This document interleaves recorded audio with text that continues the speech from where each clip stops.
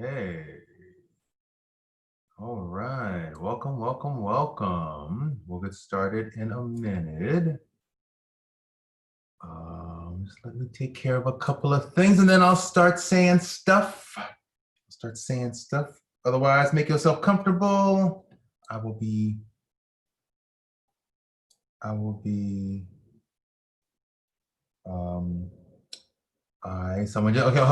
CVS Pharmacy back to attend workshop in 10 minutes after. Okay, right on. Please get your CVS life together. We're probably gonna use the full 2 hours to get through. We have several exercises. But the beginning is just me talking stuff and feeling. So go ahead, take care of yourself. Wonderful people watching this video. Hello and welcome. This is my Advanced Emotions for Dummies class. This is, I have 4 classes, so it's one a week. Well, I should say I have a Emotions for Dummies class, and then I have an advanced class. And so this is I have 4 in the regular class, and four classes that make up the regular class, and 4 classes that make up the advanced class. And this is class number 2 of the advanced class. Okay. I might just repeat all that in 1 minute, but let's just wait till 5 o'clock. That's when the class starts. People are doing their thing, you know. And I got some stuff I need to pull up also. Let me just make sure all this stuff is here and ready to go.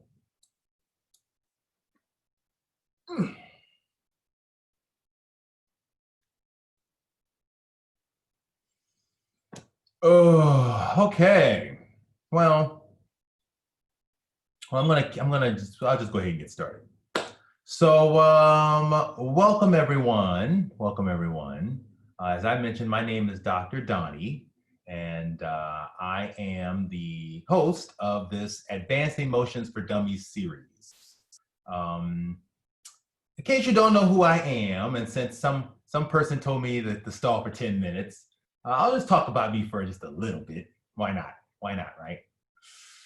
So my name's Dr. Donny. My birth name is Donovan Keith Caesar. If you want to Google me. But I decided as of May of this year to get my name legally changed to just Donny. I got my last name legally removed. And there's a long story behind that, one that involves basically me deciding to establish myself separate from my family, who we are no longer in contact, in daily communication. I certainly hold them very strongly in my heart and wish the best for them. And I think they feel the same way about me. But we are no longer in daily communication. We are no longer in communication, period. Okay. That's the short version, the short, nice version of what I'm trying to say here. We had a big disagreement and we are no longer in communication. And so I got my name legally changed as of 3 years ago. And actually a lot of what we're doing in this class is a result of me having to heal from just a whole lot of trauma, family dynamics, stuff like that. And in the process, I managed to put together this resource that we're going to look at today. So in its own way, that was a super gift, you know, to go through all that stuff. It was rather rough, but it was a real gift. I did a lot of growth that led me to being here today. So I'm a sociologist by profession. I have a PhD in sociology, and I am actually less than a month away from going up for tenure. And I focus on, I teach classes in race, class, gender, sexuality, all that stuff. And I now teach what's called social emotional learning.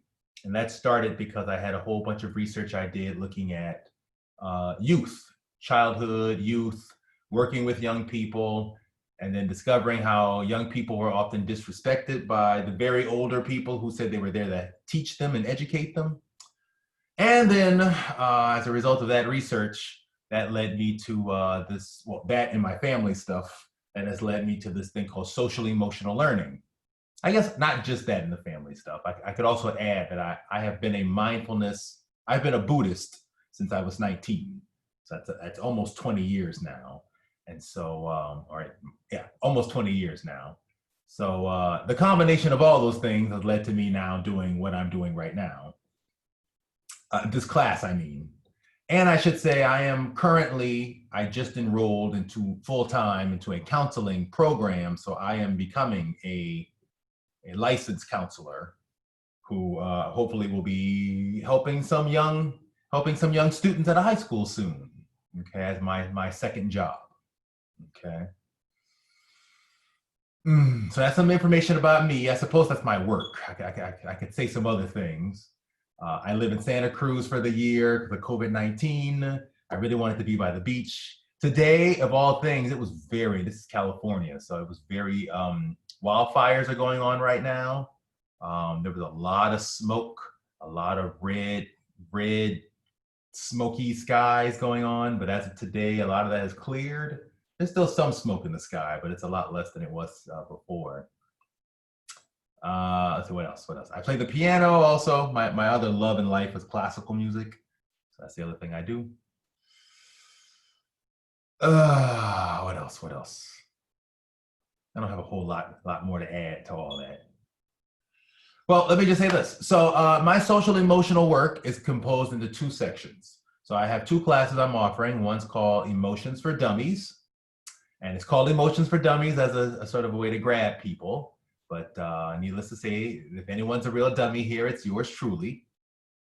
And it's called Emotions for Dummies. So it's a 4-part class that takes you from what's a feeling anyway, to I have a feeling, I don't like it, but I know I can handle it. Okay, and it's not easy that's a big gulf to encompass. So there's a lot of material that I cover in that class that I highly recommend everybody sign up for. It happens every other month. So it's not happening this month, September, but it will be happening next month in October. And then every alternate month, I teach this series, the Advanced Emotions for Dummies class, which is a series of exercises, advanced exercises. So we dig, instead of just feelings, we dig more into what would be called inner child work in this series, okay? All this material comes from a workbook I have put together. So why don't we go ahead and take a look at this said workbook.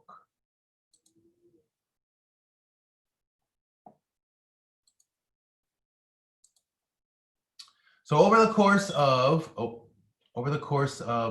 3 years working through my own trauma and reading 10, 20 books. Basically, I got a master's degree, an informal master's degree on how to heal from trauma. I put that together into what is I now call the Book of You.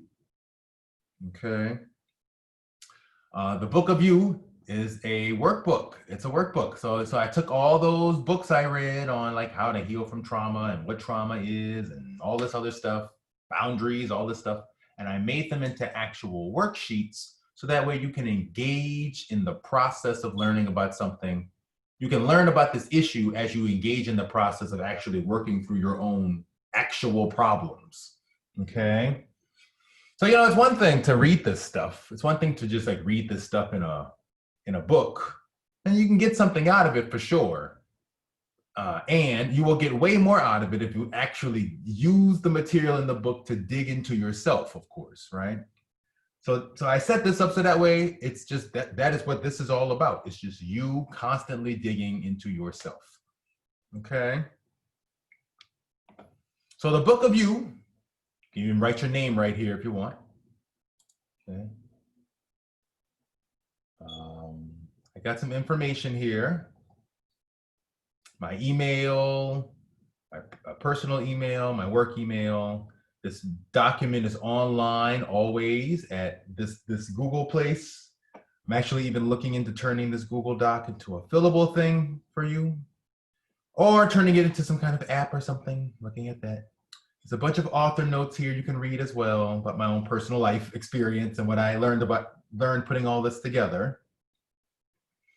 Okay, let me just go ahead and bring you to the table of contents.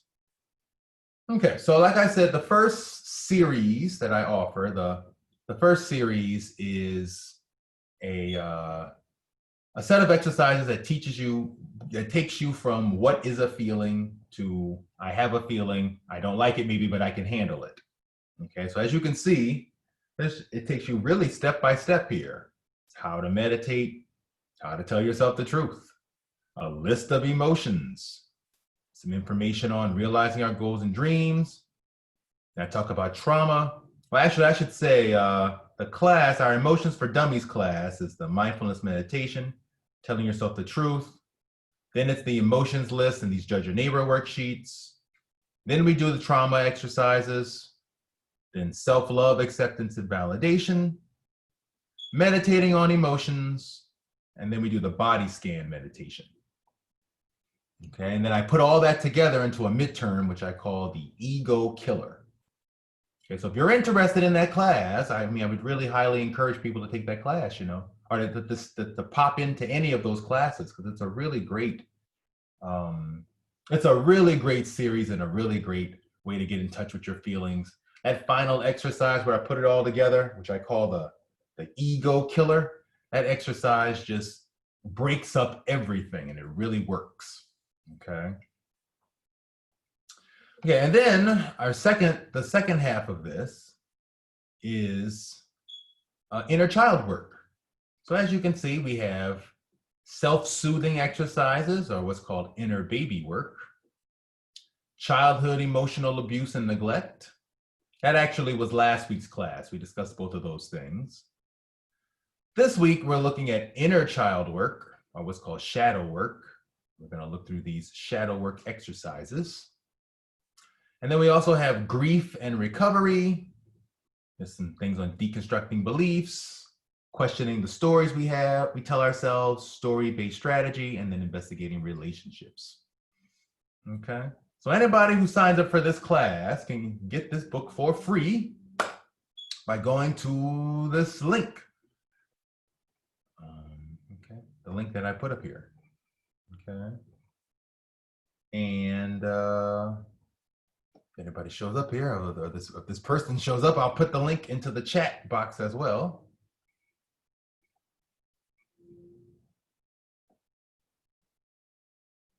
Okay. So today's class, we're going to look at inner child work. So maybe before we launch into that, because that can be a rather heavy topic, and I'm actually anticipating this being a really heavy topic. I'm looking forward to this. I've got some stuff I know myself I want to pry up. So let me talk about self-care for a second before we launch into this. Okay, so the whole point of this advanced series is the assumption that the emotions are something that you got some familiarity with, so that way we can dig into deeper things.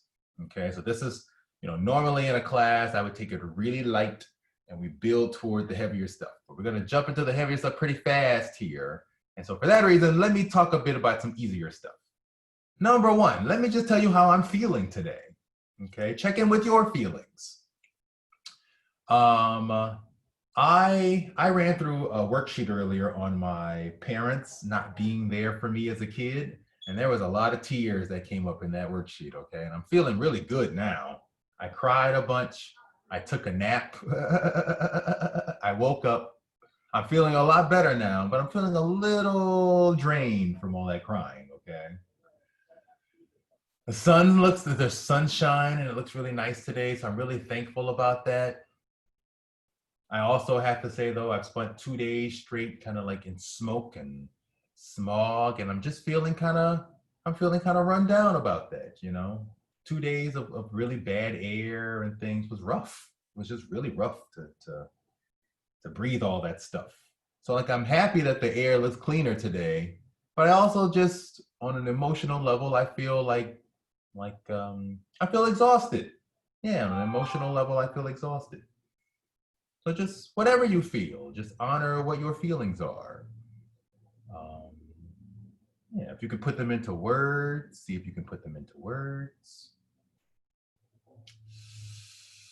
And just make some space. Make some space to feel what you feel. Whatever you feel, just make some space. Okay. I'm going to guide us through a little self-care discussion before we launch into today's stuff. Okay. So ask yourself how you're feeling today.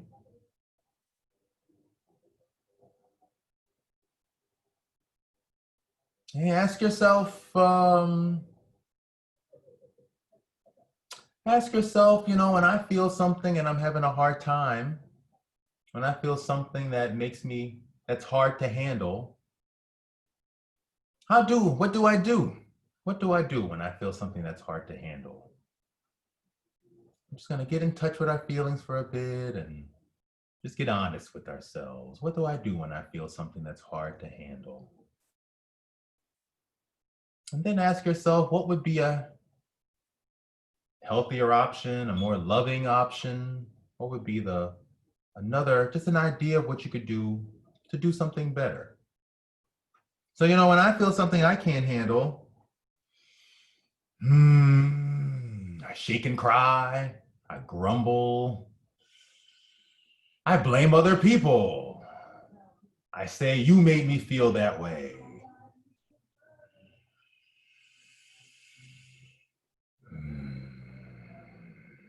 I binge eat chips.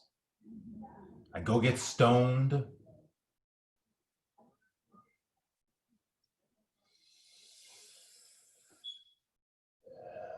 Then what would be a healthier option? I could listen to my feelings. I could just let myself cry. I could get stoned and cry. I could just eat one bag of chips instead of two. I could just eat a couple of chips instead of a whole bag. The point of this is just to give yourself lots of ideas about what you can do to take care of you. Okay? I could call a friend. I could have an argument with the friend instead of calling nobody.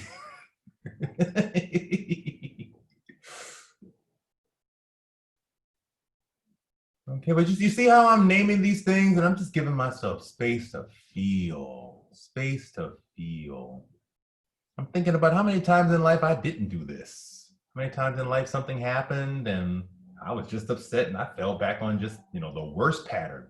Just got drunk. No consciousness about it at all. So I'm developing some consciousness here about my feelings. Okay, that's really important.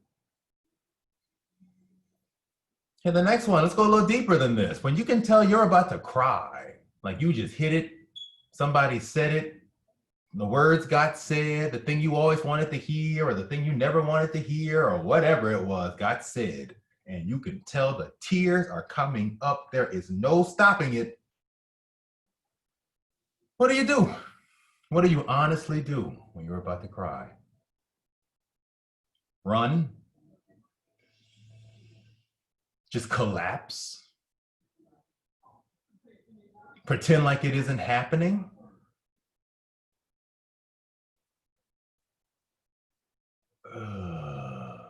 Breathe. Do you breathe? Do you ignore your breath?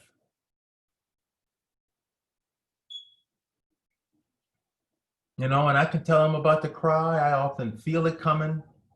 Sometimes I'll make space for it for just a little bit. And then if I can't handle it, I shove it down and try to keep on with work. And it just comes out later. Or maybe it comes out later when I'm in a safer place, or at least alone. It usually comes out later when I'm alone because I associate feeling safer with being alone.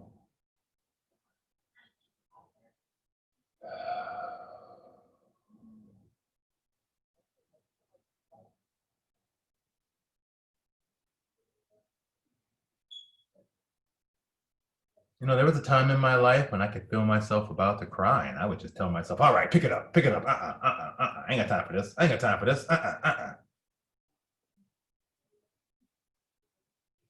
could be you. That could be how you honestly Deal with your feelings. So tell yourself the truth.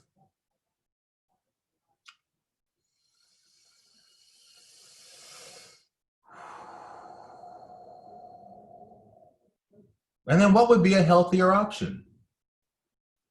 What would be a healthier option? Just having the breakdown right there, not judging myself for crying. That's hard.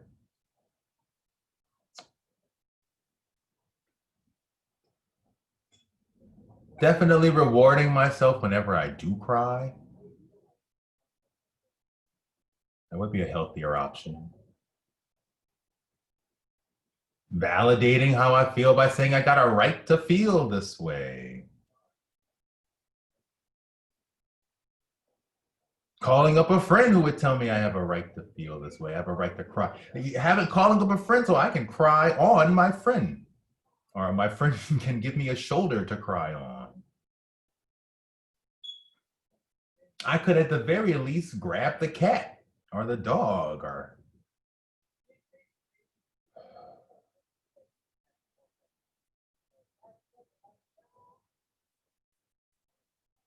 okay.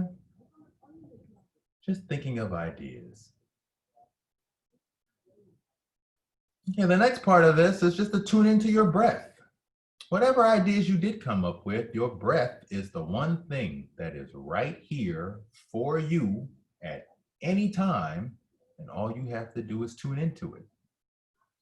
If there's ever a time your breath is not here for you, technically you have nothing to worry about because there's a high chance life may not be here much longer also, right? So just tune into your breath. Your breath brings you right to the present moment. The human mind is infinite. You can go from here to Pluto in a second in your mind. Here to Pluto to Armageddon in your mind. But the breath can only breathe right here, right now, in the present moment. Just notice your breathing. Is it deep? Is it shallow? Ooh, is it in the chest? Is it in the belly?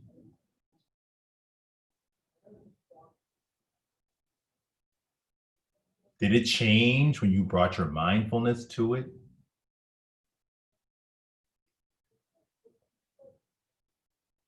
And so just know wherever we go in our exercise today, okay, and we're about to get started too. Just know that wherever we go, wherever you go in your inner exercise today, with your inner child, just know that this is always here for you, okay? You can always just breathe.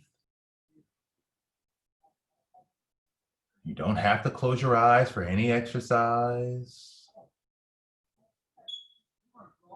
You can always give yourself what you need to make yourself feel better. Okay, give yourself a hug. It can also be helpful just to tap your body. Tap your body. You know, in the old days, Christian people make the sign of the cross because that's just a way to stay in contact with your body. It moves your emotional energy around. These things move your emotional energy around. So if you're feeling something like, oh no, this feeling that comes up, I can't handle this, you can always just tap into a safer place by doing these things, okay? Breathing, a hug, tapping into your body. Okay. Okay, so before we get started, since we got one person here, I just want to just say, if you're feeling anything or you'd like to share your feelings, let me know at any time. I'm always here. I'm always available. You are always welcome to communicate your feelings. We can always pause, have a discussion. I really appreciate you being here. Okay. Okay, so page 39 is our exercise, which is inner child work.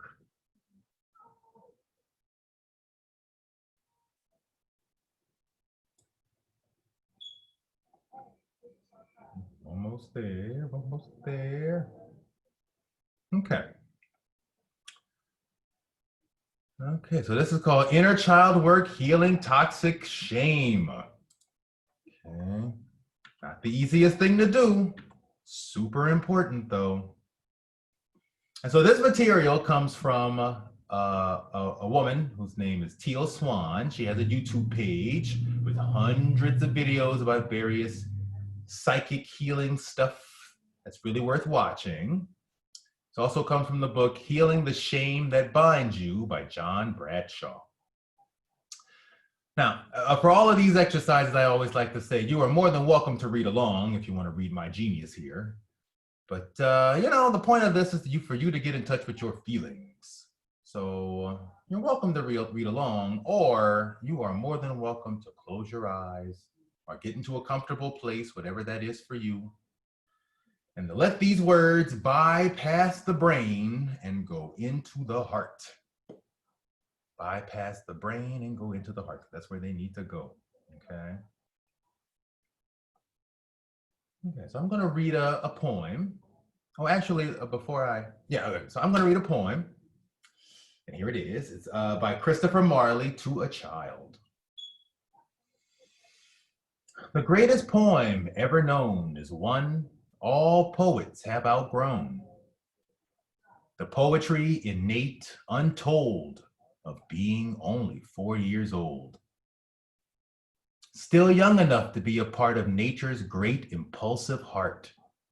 Born comrade of bird and bee, and unself-conscious as the tree. And yet with lovely reason skilled, each day new paradise to build. A late explorer of each sense, without dismay, without pretense. In your unstrained, transparent eyes, there is no conscience, no surprise. Life's queer conundrums you accept, your strange divinity still kept. And life that sets all things in rhyme may make you poet too in time. But there were days, oh tender elf, when you were poetry itself. Okay. As babies, we are born with a complete, unique, innate sense of being, but also innocent and powerless. Then we are socialized into a family and a society that teaches us that certain thoughts, actions, and desires are good, acceptable, and others are bad. Or in other words, we learn to judge and compare, which leads to shame and guilt. Guilt is feeling bad about going against your morals. Shame is the recognition of one's limitations.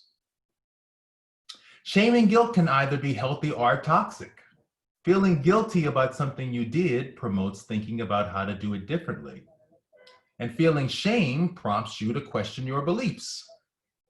Ideally, shame teaches us to value our connection to God and appreciate our limited part in the larger picture, or whatever higher power of your understanding.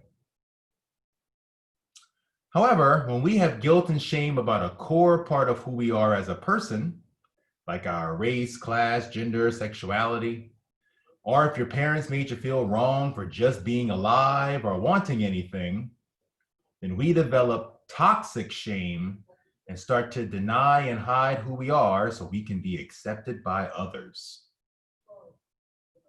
As babies, our parents were our role models and only friends for the first few years of life. And so they literally made up our whole sense of life or universe. Let me close this door here. Hey, you know, it's so funny to live in a world now where there's all these 20-year-olds who are like super younger than me, but they're totally adults in their own way.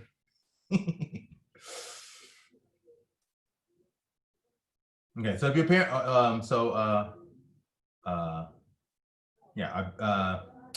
our parents were our role models and only friends for the first few years of life. So they literally made up our whole sense of life or universe.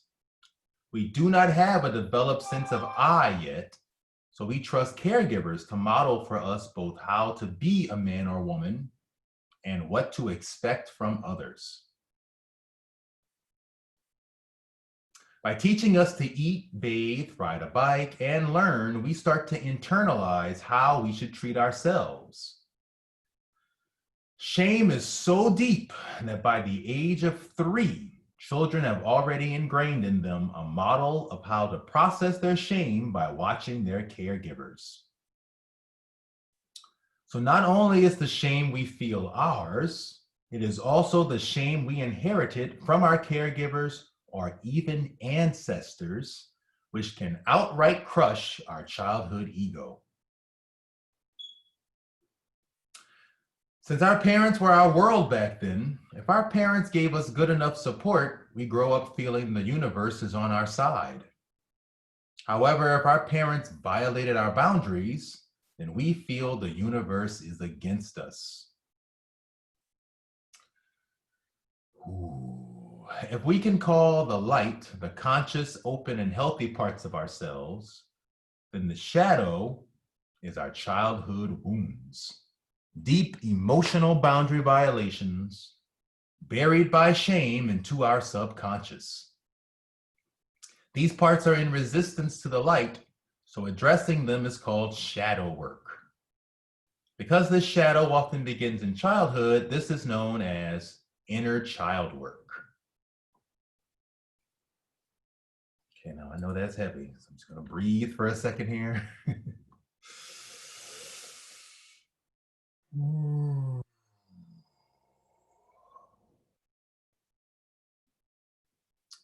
In a healthy adult-child relationship, the adult demonstrates healthy shame by recognizing their limitations, taking responsibility for how they deal with their feelings, and admitting to their faults. However, in a toxic, shame-based environment, we learn to ignore our feelings, blame, guilt, shame others, take things personally, and never admit to being wrong ever. This teaches children that they are responsible for the abuse that happens to them and the traumatic things they are feeling. To survive this soul murder, we learn to repress. Repress everything. Shame is considered a master emotion because it represses everything it touches. Healthy shame can teach you balance and boundaries, but toxic shame teaches you to hide all your feelings.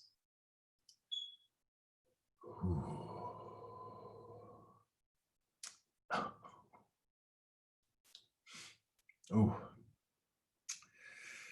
Even if you feel happy or do something good, toxic shame will tell you that your feeling is wrong, you are bad for feeling it, and you need to fight or repress it. There are a million things you may have been toxic shamed over as an innocent child. Your body and its changes, behavior at meal times or bathing, asserting your individuality and choices to your parents or family, religion and cultural norms, expectations, judgments, comparisons by other adults, teachers, friends, school, media, even your basic needs for love, attention, and support.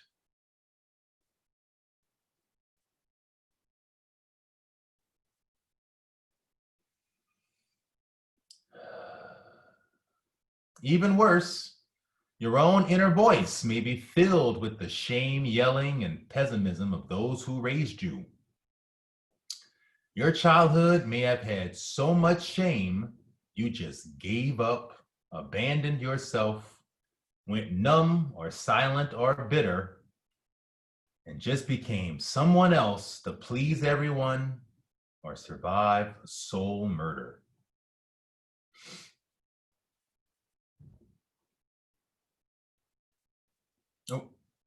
This ego split means that the two parts of our brain, the frontal rational part and the back emotional part, do not develop together. You can use logic and willpower to change yourself, but your repressed, natural, emotional self can only react from experience. Consequently, Your adult identity may figure out how to be free and assertive, while your inner child self still continues to feel 2 decades of poisonous core shaming. Parts of you may be hypersensitive and prone to outbursts of hidden rage, terror, or depression, suicide, like the living dead. You may overcompensate for the loss by becoming a superficial nice guy, or a caretaker or people pleaser, which hides your needs through enabling, rescuing, and using others. We all want to feel that core badness, emptiness so much we will engage in anything to feel love.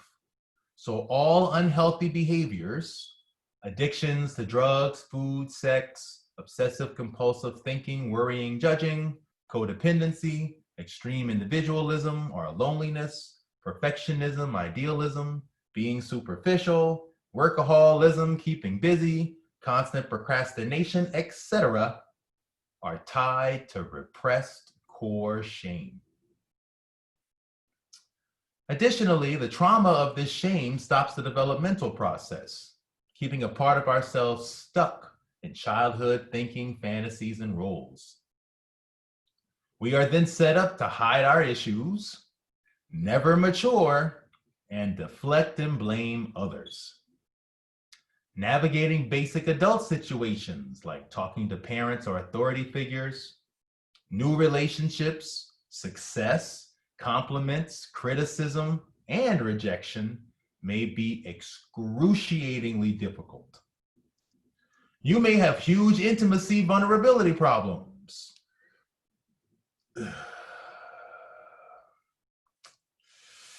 Or relationships that are centered on enmeshment, fear of abandonment, or control. You may pick a partner who is the embodiment of all the parts you abandoned, or just like mom or dad. But since we judge people to avoid our own shame, this will make you feel both attracted and repulsed.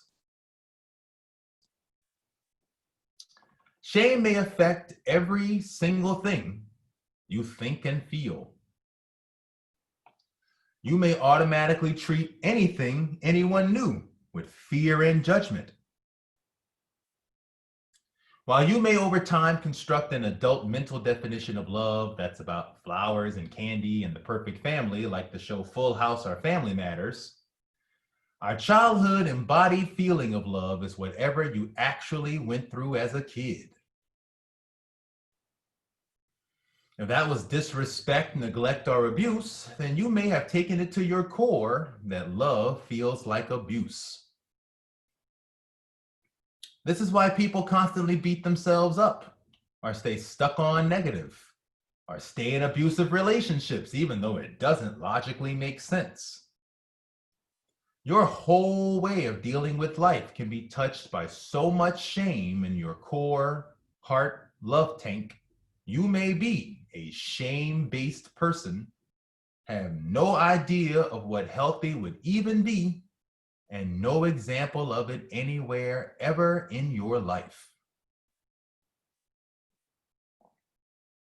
And before we go on, I just want to say, I said Family Matters first because I'm Black, okay? And then I decided to add that Full House bit there in case anybody didn't see that Family Matters show.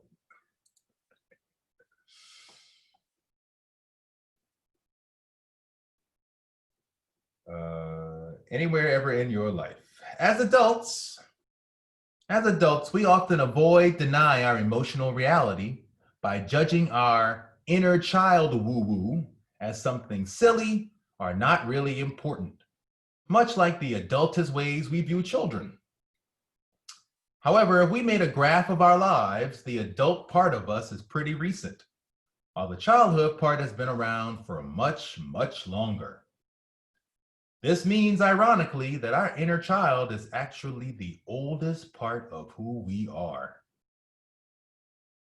And if the mind is 80% unconscious, there is a strong bet that your unconscious child mind is going to get its way 4 out of 5 times. As the oldest part, it is the most authentic, natural expression of yourself before you were socialized. It is the part that is closest to your heart. Okay, a key part of healing our inner child is acknowledging, externalizing, and legitimizing any shame you have taken on, including our caregiver's own shame, and to teach ourselves self-vulnerability by making a non-judgmental space of unconditional loving care and uber baby soft sensitivity to slowly let up all those painful repressed feelings. This validation allows us to heal our split off neurotic hurting parts, reshape the negative inner voice we have, and re-examine the roles we use to hide our shame. Once we can handle it, we can open up to new experiences our inner child needs to heal, stand up for ourselves, and express our shame with safe others. Inner child work often involves some kind of play therapy or imagination. The following exercises will help you address shame, judgment of others, and imagining a power word to give your inner child the power you wish you had then. Okay, so first and foremost, wonderful people, let me send you the link to this book of you. So that way, in case you want to pop this up on your own computer, you can do that. And I'm going to post this in the chat as soon as my computer decides to do something. Here we go.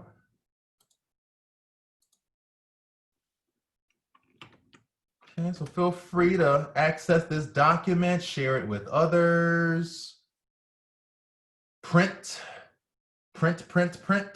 and share, okay? Just so you know, this is page, actually, I don't know, 40. Okay, so let's just take a moment and do some talking about this information, and then we'll go into the various exercises for dealing with this stuff, okay? So I just want to maybe give some summary, explain my feelings about this, and if anything comes up for any of you, feel free to share your feelings too, okay? Okay, so first and foremost, you may not have thought inner child work meant healing from guilt and shame. I mean, most of us, when we hear that term inner child, I can't speak for anyone else, but I know I often think cute things like a happy little kid or maybe just getting in touch with your kid feelings. But I never thought to take it to the level of really focusing on guilt and shame. That was never what I thought inner child work was really about. Okay, so that was a really big eye opener for me. And then I really had never spent a lot of time looking at guilt and shame just as emotions, because I told myself really I didn't have that much guilt and shame. But now I know that that was a coping mechanism to avoid the guilt and shame I was feeling. Okay. Okay. So, you know, when I look at this and I go back through my life and I think about all the ways I was repressed as a kid, all the ways I did learn shame as a kid. Another thing that came up for me was I didn't know shame was a good thing. There was healthy shame and unhealthy shame. I didn't know that. I grew up in an environment that taught me shame is just all bad. all bad. I grew up in a super Catholic I'm from Louisiana, so I grew up in a super Catholic environment, okay?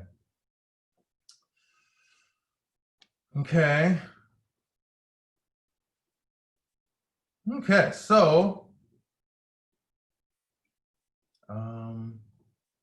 we have several exercises here that we're going to do for the next hour to get in touch with our feelings. And the idea here is that if any of these help you at all, boom, fantastic.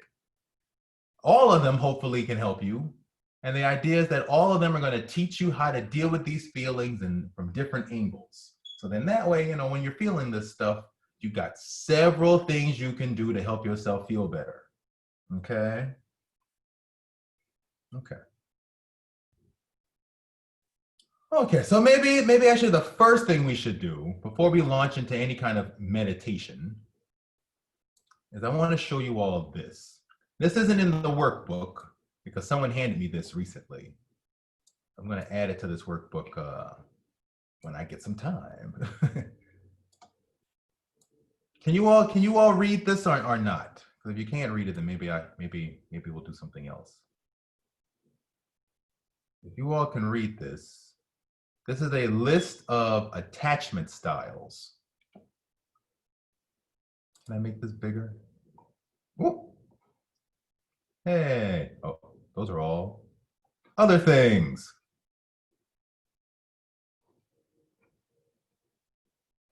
Okay, let's see. I don't know if I can. Oh, maybe I can crop it. That might help. So this is a list of attachment styles. Oh, actually, no, I can't crop it. Sorry. So if you can read these, I don't know if any of you can read these or not. If you can read them, then let's take a moment and fill this out. If you can't see it, then you can get this from Google by just looking up somatic attachment, adult attachment style questionnaire. Or if you want, I can just read it to you. Actually, if you want, I can do that too. I'll read some of these. So this is about examining your attachment style. Your attachment style is entirely connected to how your parents treated you.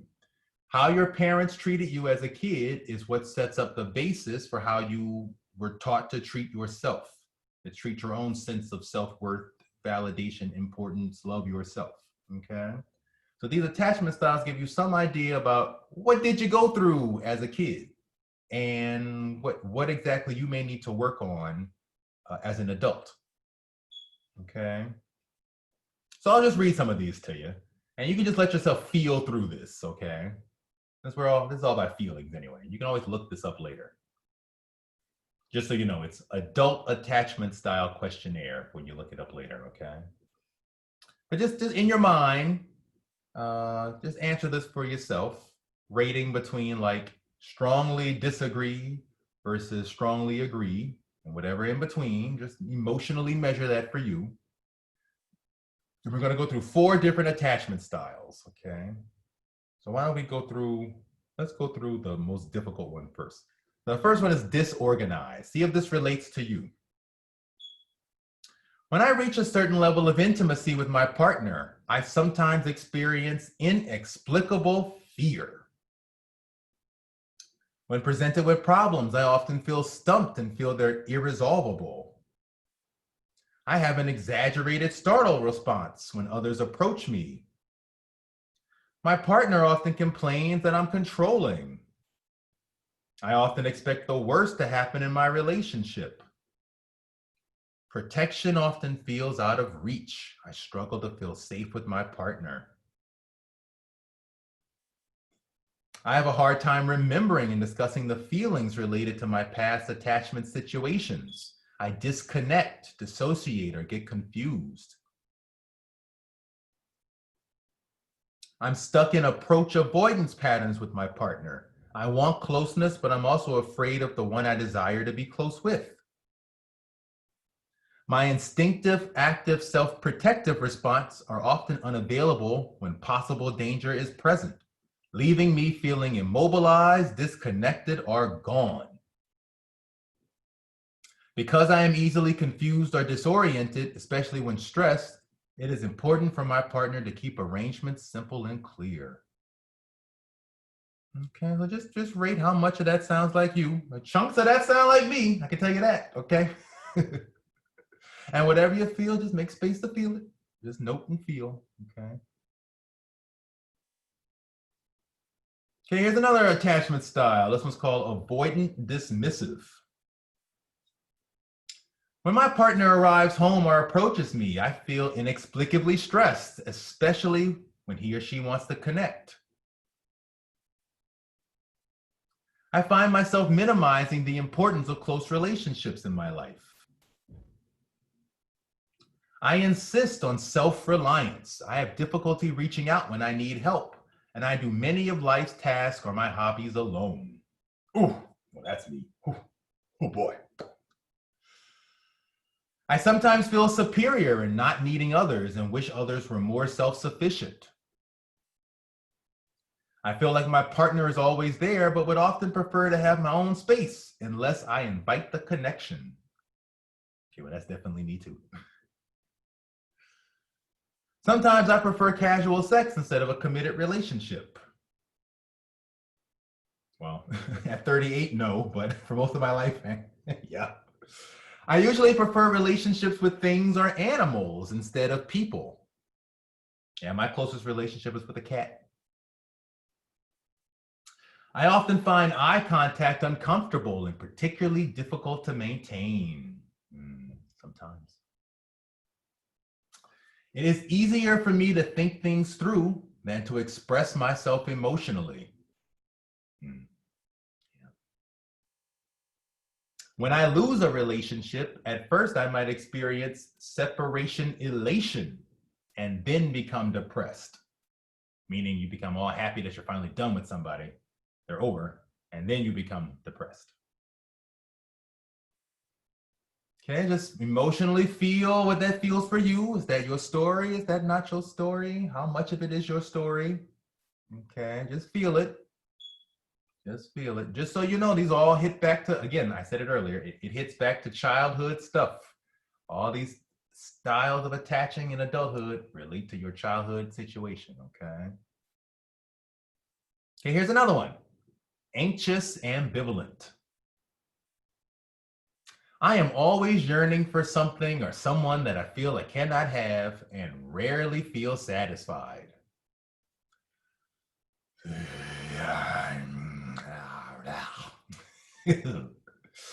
Sometimes I overfunction, over-adapt, over-accommodate others, or over-apologize for things I didn't do in an attempt to stabilize connection. Over-focusing on others, I tend to lose myself in relationships. It is difficult for me to say no or to set realistic boundaries. I chronically second guess myself and sometimes wish I had said something differently. When I give more than I get, I often resent this and harbor a grudge. It is often difficult to receive love from my partner when they express it. It is difficult for me to be alone. If alone, I feel stressed, abandoned, hurt, and or angry. At the same time, as I feel a deep wish to be close to my partner, I also have a paralyzing fear of losing the relationship. I want to be close with my partner, but feel angry at my partner at the same time.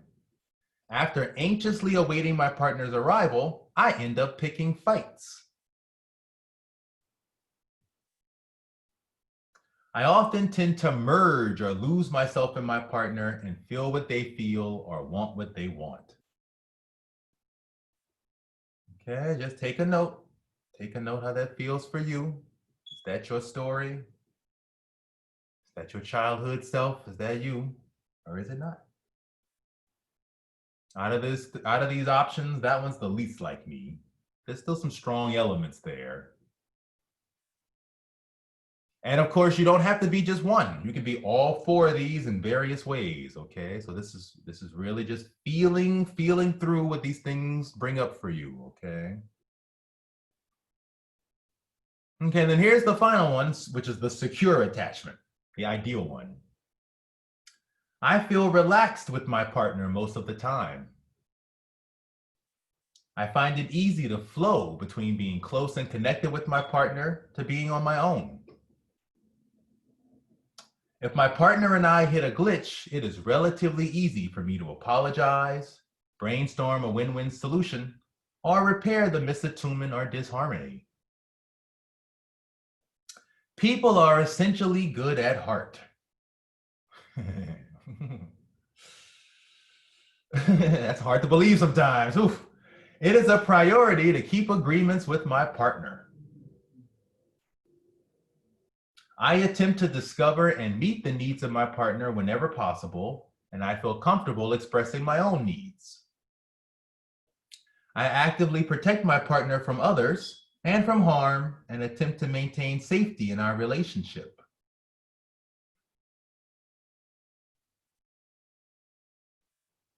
I look at my partner with kindness and caring and look forward to our time together. I am comfortable being affectionate with my partner. I can keep secrets, protect my partner's privacy, and respect boundaries. Okay. So just take a note, that one in particular, since that's technically the healthiest one. Take a note with how much of that was you and was not you. Okay. Let yourself feel. And just remember, we're not here to judge, beat ourselves up, judge ourselves harshly. This is all about knowledge to build on so we can learn to love ourselves. Okay. And whatever you feel, let's go on to our next exercise. Okay. So here's some tips on how to heal from shame. Okay. First one is get hella good at unrepression. While repression can always be an option, it should never be your first automatic one. This is why expressing any of our emotions is healthy, because it's a start to unlearning the toxic core shame repression process. You may have been holding on to shame from your parents since you were 3. So allow yourself to breathe, rest, meditate, imagine, and unrepress everything. Every thought, feeling, habit, relationship, assumption, like, dislike, smell, animal, vegetable, mineral, literally everything. Good, bad, otherwise, if it arises in any way, and especially if you know you hide yourself behind it, let yourself unrepress it. Okay, so let's give this a good 5 minutes, 6 minutes. Just take some breaths. Take some breaths. Remember, your breath connects you to the present moment, always. Your mind can go in a million directions, but the breath brings us to the present moment.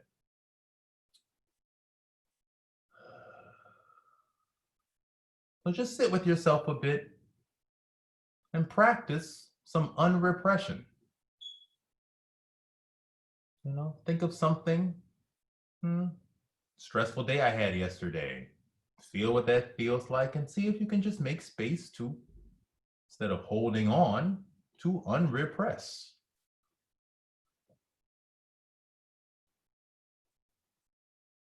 Maybe you were thinking about something. Maybe you had your mind had things going on about something you got to do later today, maybe. It's 6 o'clock, so I'm starting to think about dinner. Okay, let's unrepress dinner. Unrepressed dinner. That's a thought. I can feel the weight of it. I can feel me holding on to it. What does it feel like to let that go? I mean, whatever the future comes, one way or the other, it's going to come. I don't need to think about dinner constantly. So what does it feel like to unrepress dinner?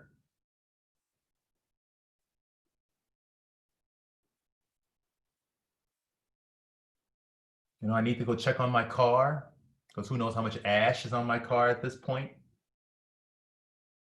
I'm not going to check on my car right now. So how about I unrepress worrying about my car, worrying about the weather?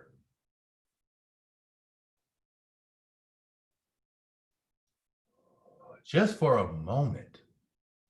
I mean, we can pick it back up in 6 minutes, but just for this moment, how much can you unrepress?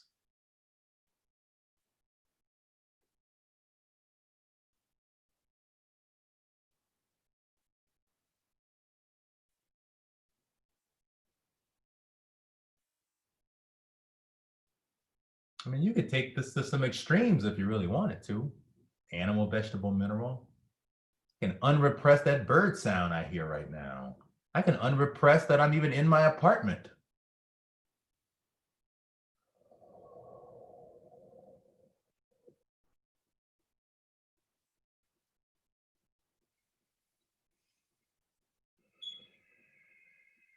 I can unrepress that I ever had parents.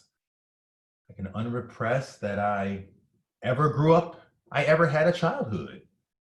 These are all thoughts. I'm just weighing in my brain. So every one of them, feel the weight and just unrepress. Give yourself permission to unrepress.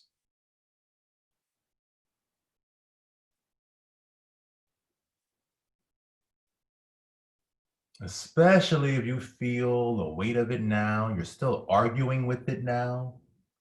I did an exercise earlier today where I went to my little 4-year-old self, 5-year-old self, and I was still arguing with my mother for not listening to me. I was still arguing. I haven't been 5 in 33 years. And yet that part of me there is still having that argument until I was willing to really, really, really sit with it.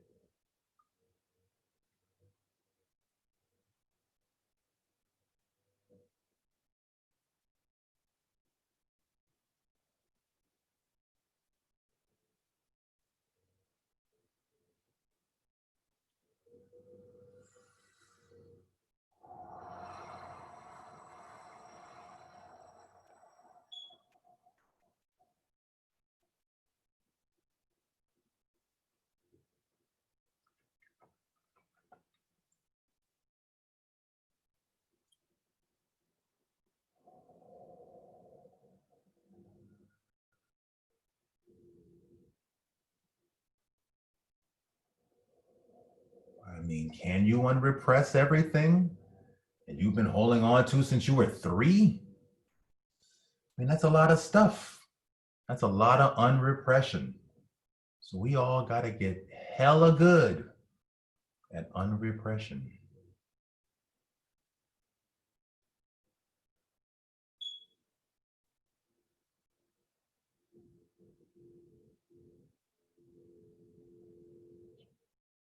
Now, some of us are pros at keeping it together, buckling down, sucking it up.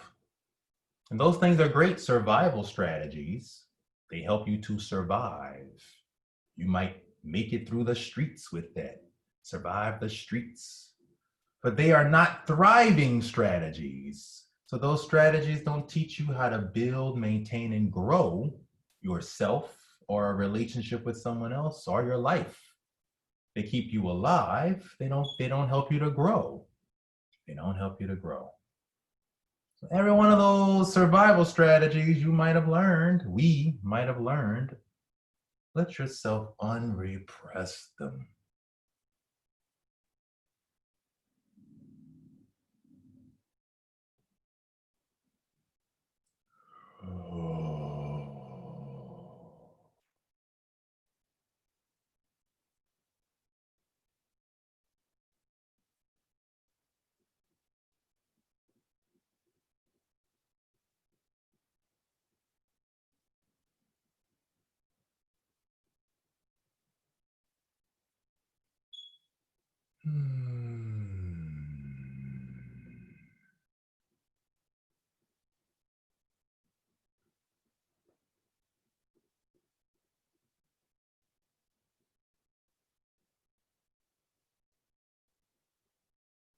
Oh, okay. Okay. Ooh, ooh. Okay. Oh, bio break. Oh, that's a great idea. Yeah, we can all take a bio break. That's a great idea. We have a lot of other exercises. Let's all take a 5-minute break. You can keep unrepressing your feelings, stay in your meditation. Hey, to be honest with you, I'd like to go get my vape. Let me go get my vape. Yeah, so let's take a 5-minute break. 5-minute break. Feel free to stay meditating or whatever you need for you, body-wise, okay?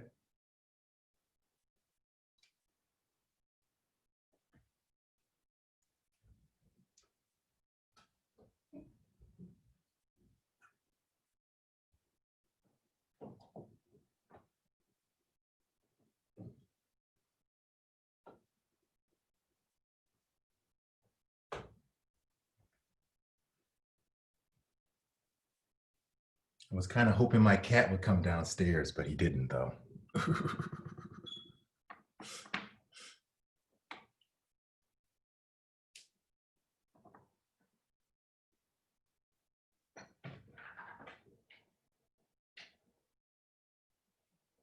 No, no, it's getting smoky again. It's getting all smoky again. Oh, maybe I can pause. Can I pause things? Let's see. Never, we'll just come back in 5 minutes. Oh, wait.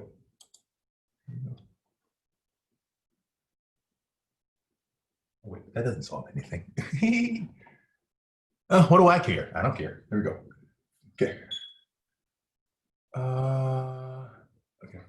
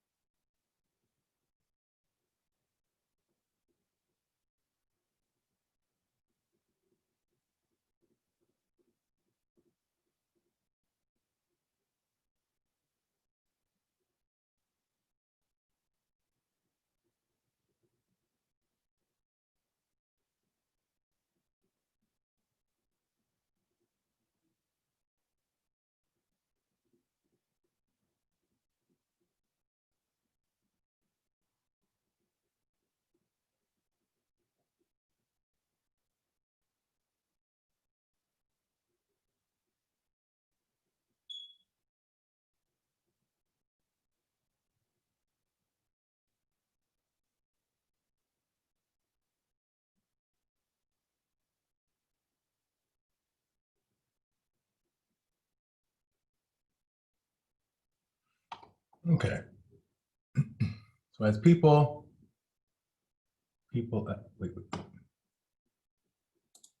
as people are going to do their thing and trickle back in. For the audience who will see this recording, for the audience seeing this recording, I highly recommend you go to arcsys.com and take a look at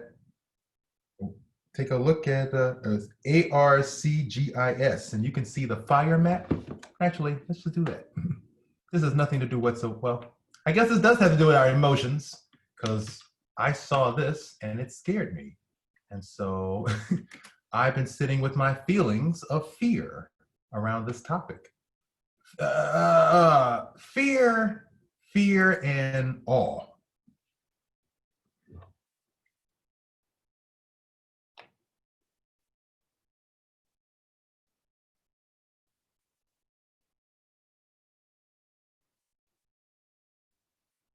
fear and awe around seeing this map here. So I want to show you this map. Just give it a second to load.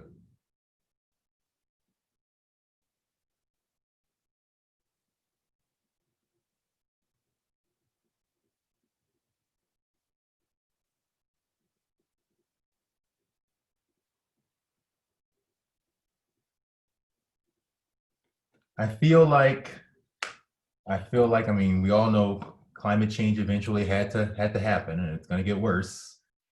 And that's all logically true. And I should just say, I didn't mention this earlier, but my research is in environmental sociology. So I got a PhD.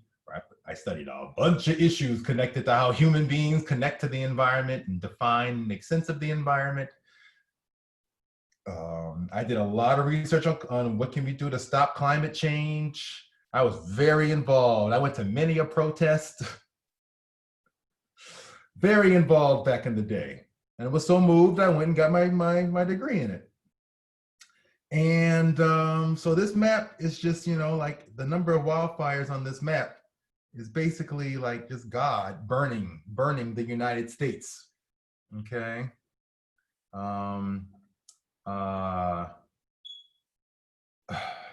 I made a decision about 20 years ago, 10 years ago, after doing all that research, after trying to talk to people about this issue, constantly trying to make change happen, constantly, just so you know, I decided to start raising my own chickens, ducks, and geese so I could raise my own food. And I tried teaching myself how to grow food as well, but I wasn't nearly as successful at that. But people do call raising birds, they call that the meat garden. Okay, so I had a meat garden.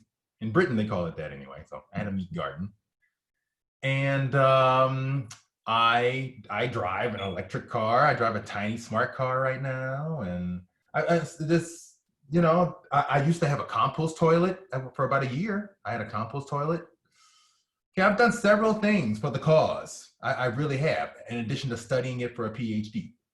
Okay, I've done several things for the cause. I guess I really do care. I care. I really care. And to see that this is where we're at this point, I made a decision after arguing with so many people and talking to so many people about it who just had reactions like, yeah, well, whatever. It'll fix itself. I just made a decision to just say the world is going to burn. It's all going to burn.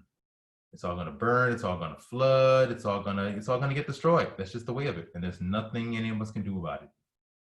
There's just, we can educate and encourage, but that's it. So there's a high chance we have to accept that eventually it will all burn up to a point where there may not be life on Earth as we know it.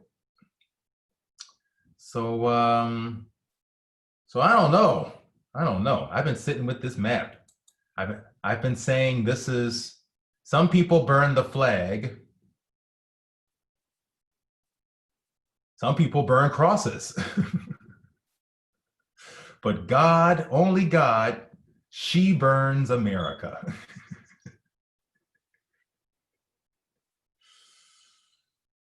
Yeah. So I don't know. I've been trying to process my feelings around this.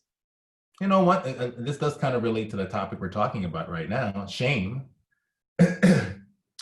But I have a lot of shame about this. I strongly believe in something of an, indigenous Native American philosophy of caring for the land and living by the land. And it was my hopes to, have a nice backyard that I could turn back into a forest garden one day and grow healthy food for people to eat. And, like our country would just be in such a different place if we lived that way.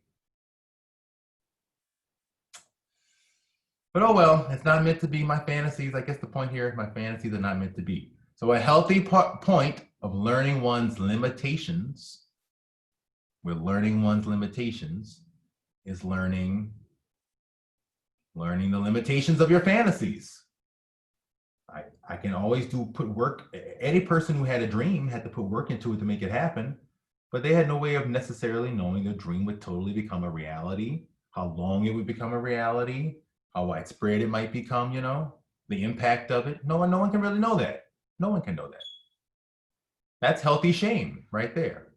So consciously being aware of that, that's good. I can't put out all these fires. Okay. That's an example of healthy shame. My limitations. I'm noting my limitations. I cannot put out all these fires. It's just not going to happen. It's just not going to happen.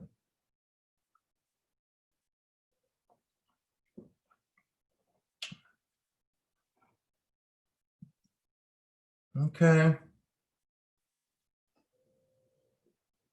I cannot put out all these fires, that's for sure. Well, let's keep moving. I think we should go ahead and keep on moving here with the exercises. Maybe I'll bring this into it, because I do have to be honest. I sat with this for a while. This is a feeling of total horror or awe, amazement comes over me when I look at this. So.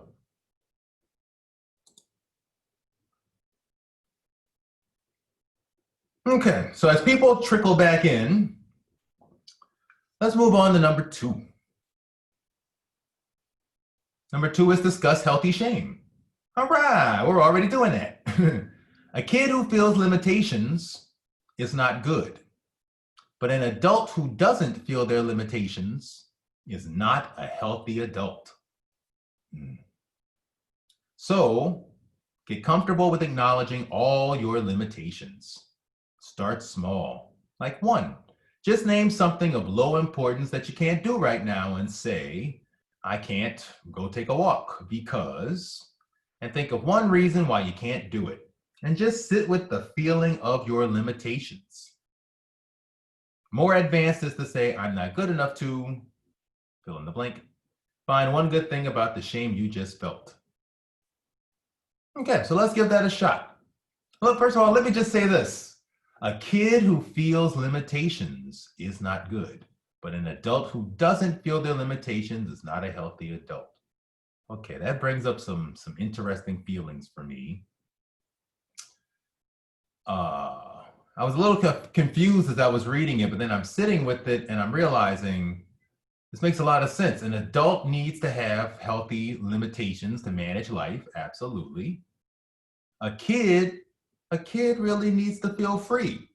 A kid really needs to feel free. An important part of being a kid is to have the power, the unbridled ability to use your imagination.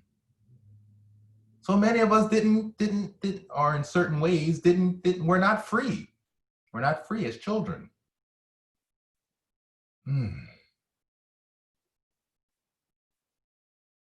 Okay, I wanted to note that. Okay, so let's start small. Let's start small. We started with the fire, actually. We can't fix all these fires because there's just too much area for me to tackle. I can't change climate. I can't change climate change. I can't change climate change because I'm one of 8 billion people on the planet. I can't go outside right now because I'm in here doing this, and this is more important to me than going outside. I can't.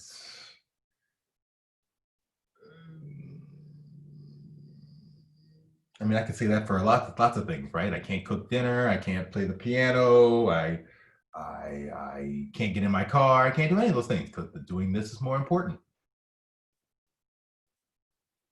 Oh, wait. And just sit with the feeling. That's the most important part. Sit with the feeling of all these limitations.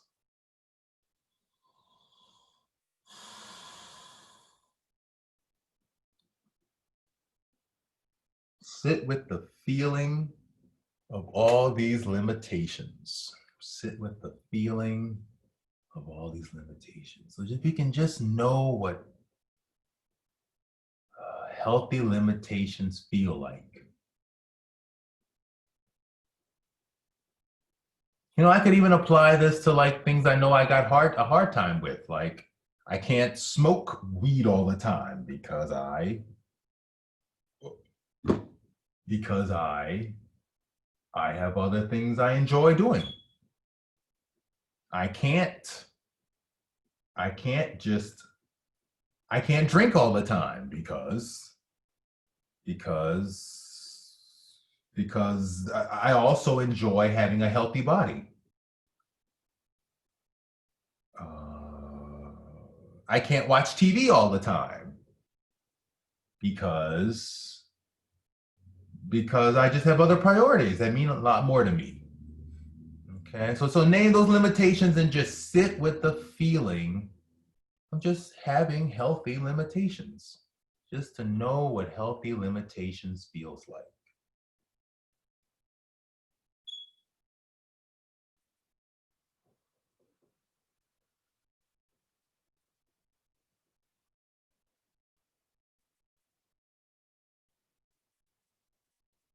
That might be a weird feeling for you. Maybe not, but for me, it sure is. Like I said, as a kid, I just mostly shame in a negative thing. So trying to actually develop and appreciate the healthy shame was a very odd thing to feel.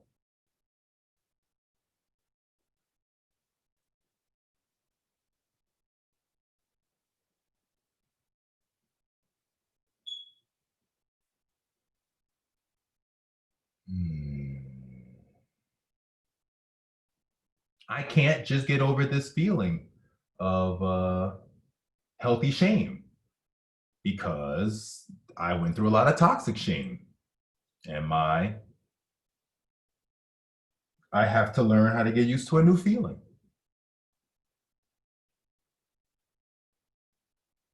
Hmm.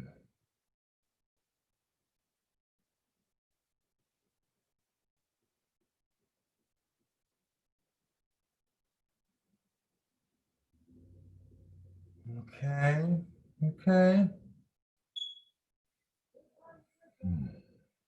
Okay, so that's a really good exercise because that what I like about that is you may have a hard time with unrepressing things because letting go is hard. I mean, a lot of who we are is built on holding on to stuff, right? So our identity is built on hold the stuff we hold on to and say that is who we are, right? So it can be hard to let go.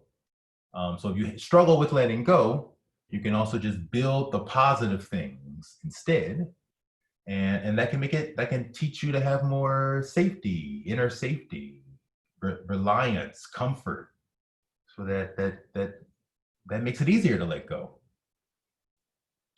Okay. I also think this healthy shame one is a good idea to practice with children, with your inner child, talking to your inner child, maybe pretending even to be your inner child and saying the things your inner child would say. You know, I can't eat all the cookies because mom will get mad at me. I can't mm, I can't walk on the table because my mom will get mad at me. Can I just sit with that for a second? Those are very common statements we make a lot as children, right? It's just just tap into that. Tap into what that feels like.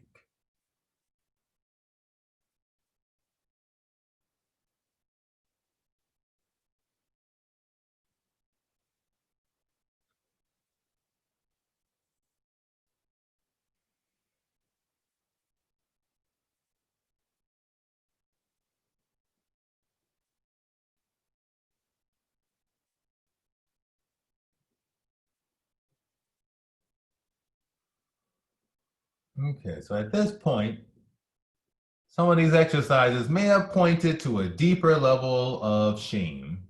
There's feeling bad about something, and then there's taking it to the core. Okay, so if any of your limitations began to point to core shaming, then here's some more intensive exercises.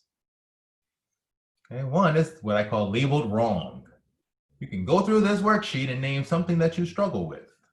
Why are you that way? What happened? What did you have to label wrong about you to become that way? Imagine what you wish would have happened instead. Okay, so I'm just gonna name some of them in case you don't remember. But if you have any unhealthy behaviors, like any addictions to drugs, food, sex, any kind of addictions, obsessive compulsive thinking, worrying, judging, codependency, extreme individualism or loneliness, perfectionism, idealism, being superficial, workaholism, keeping busy, constant procrastination,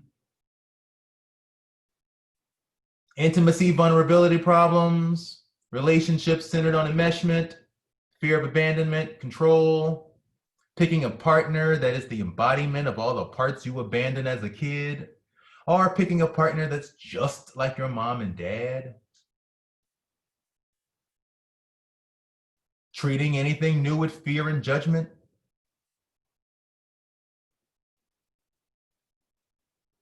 Any of those things ring a bell in your life?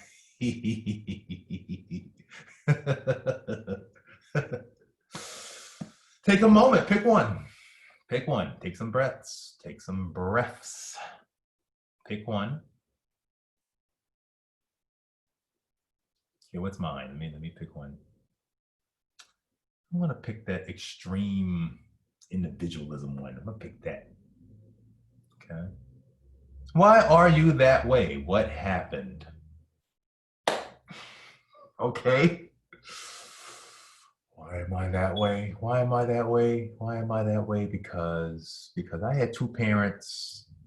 I had two parents who worked two jobs when I was a kid, and because it was important to have a house and a yard and cars, but it wasn't important.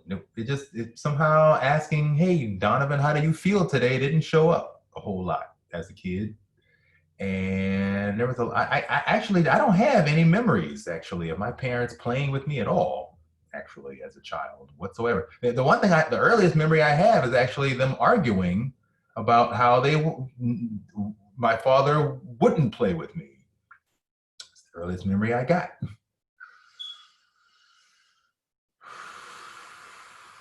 So I definitely feel like I made a decision very early on in life that I got to embrace my real uniqueness, um, as a way of showing me I love myself.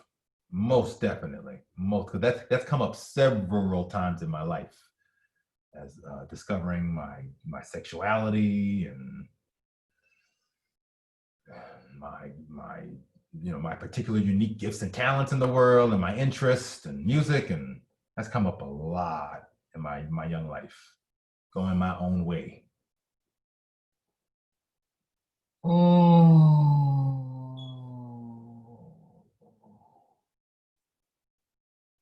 What did you have to label wrong about you to become that way?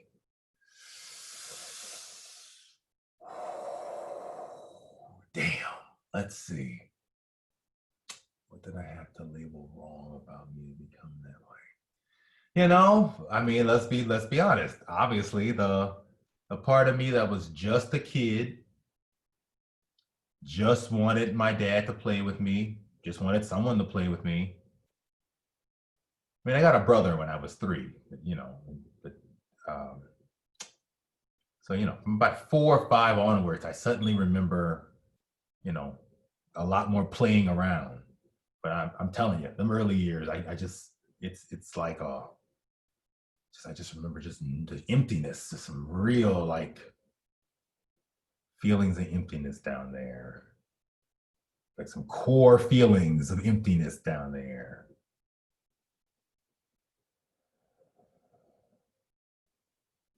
What did I label wrong? The part of me that just wanted to be a kid, the part of me that didn't need to be anything special, part of me that just wanted a dad who would throw the ball.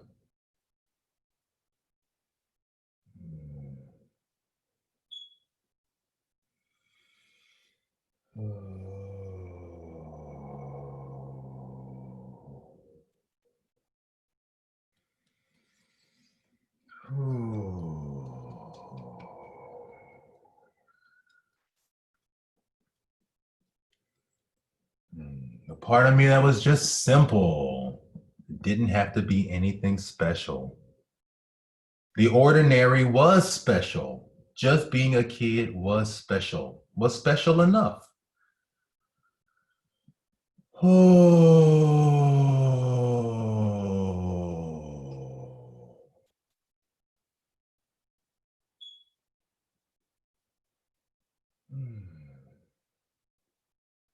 Let it out.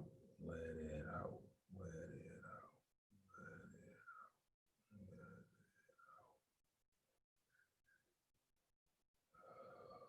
You know, the part of me that just wanted to have a dad who made me feel loved and like present and safe in a real like presence here for you, safety is here for you kind of way. I didn't have that feeling. I had that feeling in a larger, like, you know, my dad was a big guy. All the bills got paid. I mean, there was definitely safety in my shelter sense, you know, which is a huge privilege many people don't have. But it wasn't there in an emotional sense. It just wasn't there in an emotional sense. So it just feels hollow.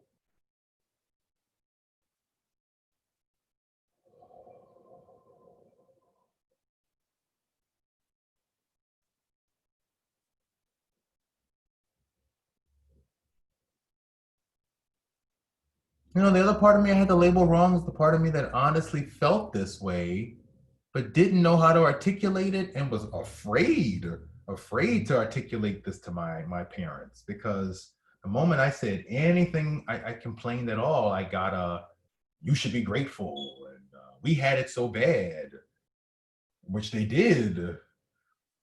Uh, it's just that don't erase what you did to me, and it don't erase what I may have needed, and you know, it don't erase all the other stuff. It doesn't erase my feelings either. Yeah, my feelings got really negated.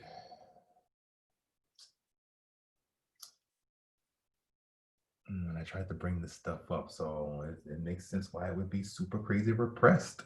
So just even the part of me that would just have had an open, honest conversation about the things I don't like, that part of me is afraid because I had two parents who, if I did that, I had repercussions. I can see how that plays out in my adult relationships all the time now. I got into a huge argument with my best friend yesterday.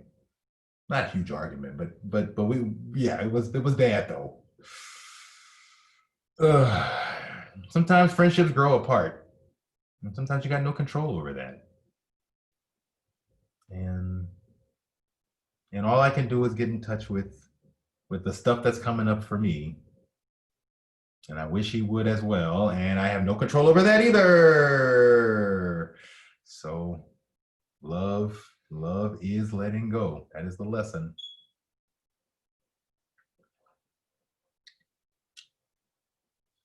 Imagine what you wish would have happened instead. Oh, imagine what you wish would have happened instead. What I wish, yeah, I'm seeing my dad throw the ball. I'm seeing him finally crack a smile. He says, you know, I actually did have fun. You know, I show him something I'm reading and he actually sat down and read it through. He turned off the TV. Eye to eye contact happens. Oh, maybe he even reached out and put his hand on my shoulder. I got a hug, a kiss on the forehead. I've never gotten a kiss on the forehead from my father ever.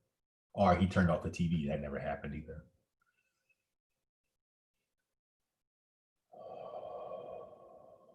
You know, maybe this one time he finally said, you know what, actually, I was wrong, completely wrong on this, and I'm sorry. So that's something else he never did.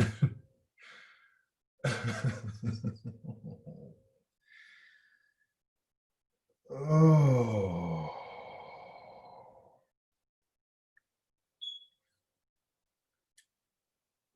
Well, you can see how this works. You can see this is powerful. All I had to do was ask a few really simple questions to myself about what did I label What did I struggle with and why I was that way? And look at what came out, okay? And the imagination part's really good because then you can imagine the happier thing. I'm discovering the more you imagine it, the more it lifts up. And eventually it gets to a place where you don't feel so much pain. I still feel pain though.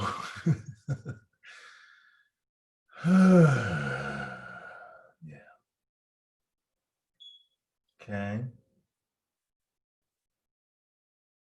Okay, then there's one more. One more in this set.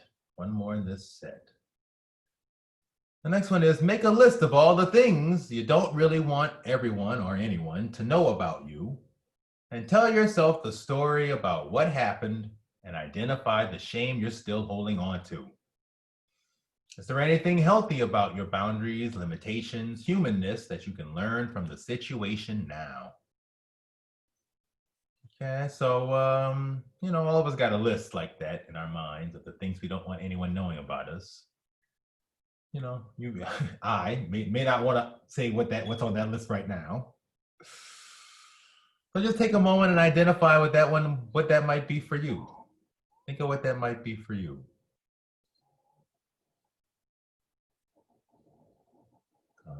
Just think of one. Okay. Tell yourself the story about what happened.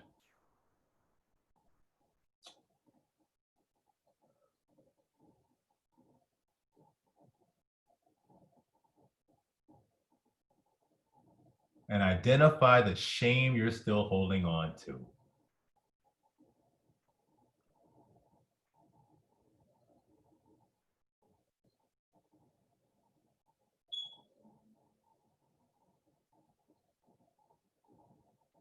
Oh, wow. Oh.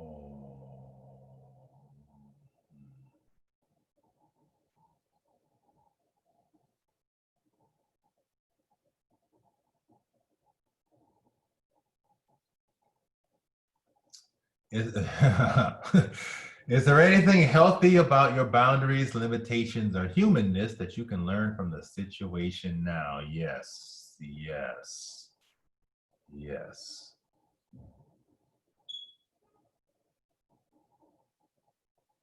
Mm-hmm. Is there one I'm willing to share? Let's see.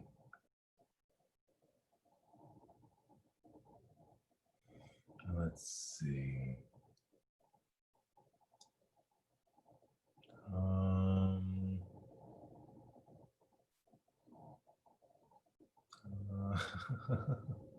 let me just breathe. Let me just breathe.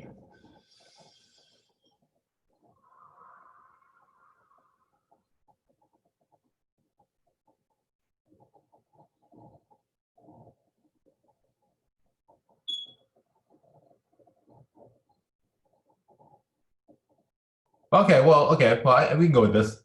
I identify as a two-spirit person, or I identify as someone who is a boy and a girl, and I have identified that way my whole life. Um, uh, but I made a decision about 3 years ago to start micro-dosing hormones to see what they would do to my appearance. Okay, that's not something a lot of people know about me. I didn't make any kind of super radical changes in my life, but it has allowed me to address this issue that has been bothering me my whole life. So I'm really happy about that.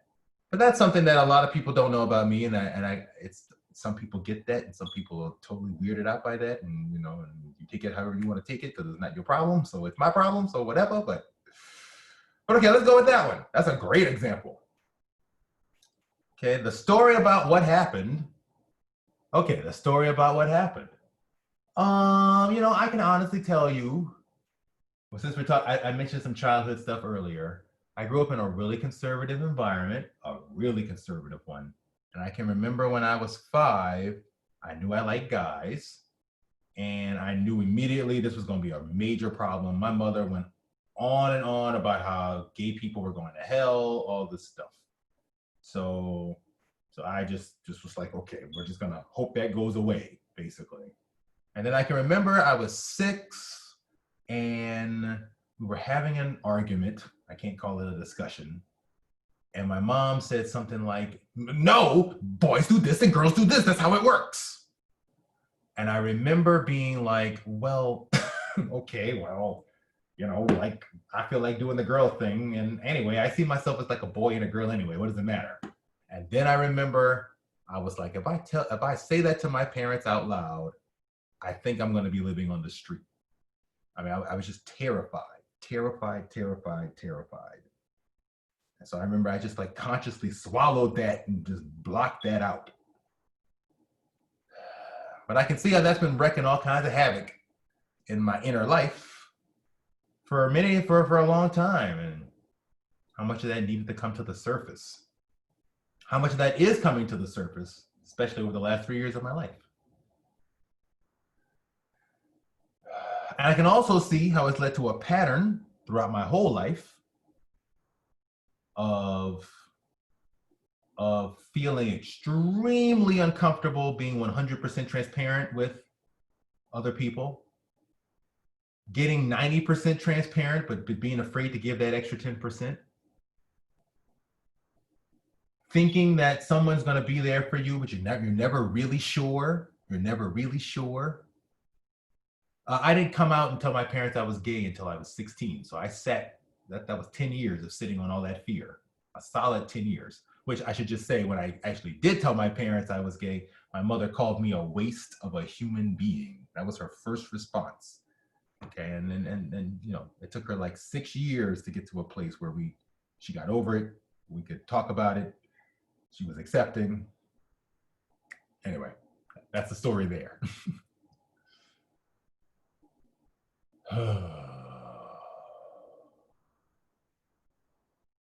So yeah, it makes sense why I struggle with that, why it's something that it's setting me up for unhealthiness. What did I have to label wrong about me to become that way? Yeah, the part of me that just embraced my natural self for who I am, my whatever expression I got going on, my unique, wonderful expression. If I imagine what I wish would have happened instead, oh, I'm so sorry. Wrong, wrong category there. Is there anything healthy that I'm learning about this shame? Actually, it all kind of relates, really. So, is there anything healthy about this shame I learned? That's a good question. That's a good question. Well, I'm learning that if you don't honor your full 100% truth, you will always feel something missing. That's what I learned. That's an important lesson. There are people who don't learn that lesson and they're 60, 70 years old.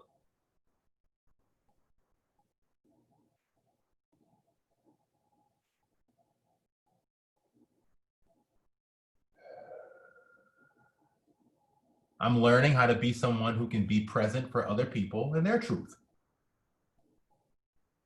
I'm probably a counselor and a meditation instructor and a college professor now because of those things I went through. Who knows what I'd be? Who knows what I'd be if I hadn't gone through those things? They all brought me right here to being right here, right now with all of you. So there you go. And to being here with myself in this real intimate kind of way.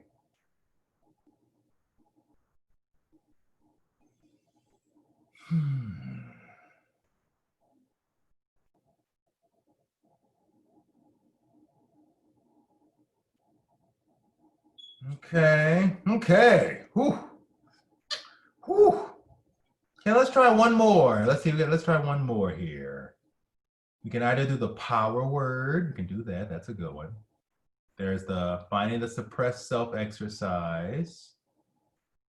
Oh, there's the parts work exercise. Oh, we should do this. Let's do this. We'll end the class on this.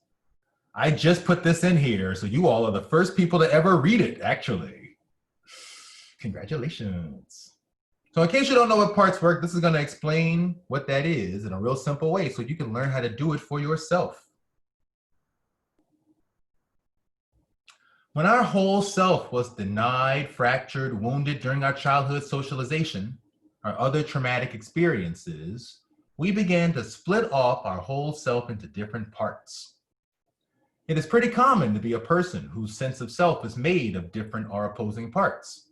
One part of us wants ice cream, but another part says we should eat healthy. One part is angry at your partner. Another part is sad or scared or completely indifferent.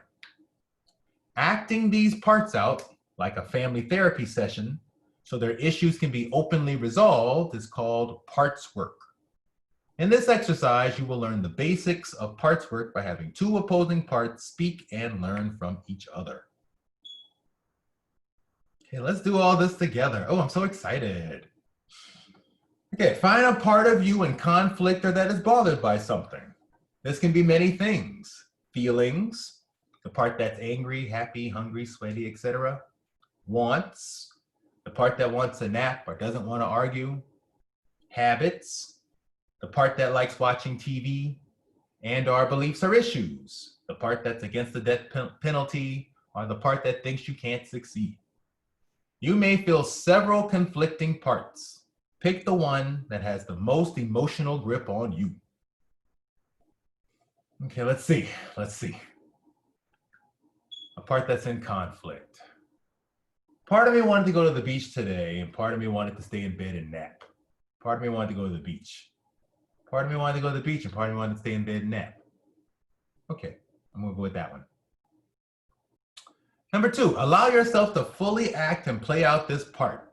If this part was a person, how would this part talk, behave, think, feel?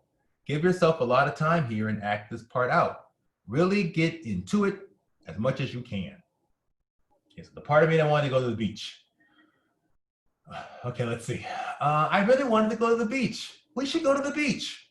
Yeah, we should go to the beach. Oh yeah, we should go to the beach. Oh, my stuff's right here. We should go to the beach.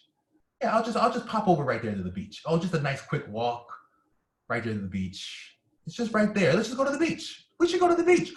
Look at, I opened the blinds. I looked at the sky. I saw some blue. We should go to the beach. Yeah, we should go to the beach. We should go to the beach. Okay. Number 3. After you have given this part full expression, we can ask this part some questions. When did this part begin? When did you change? What is this part's purpose? How do you keep me safe? What do you need to be happy? And how do you feel about me? Okay. So we should go to the beach. We should go to the beach. When did this part begin?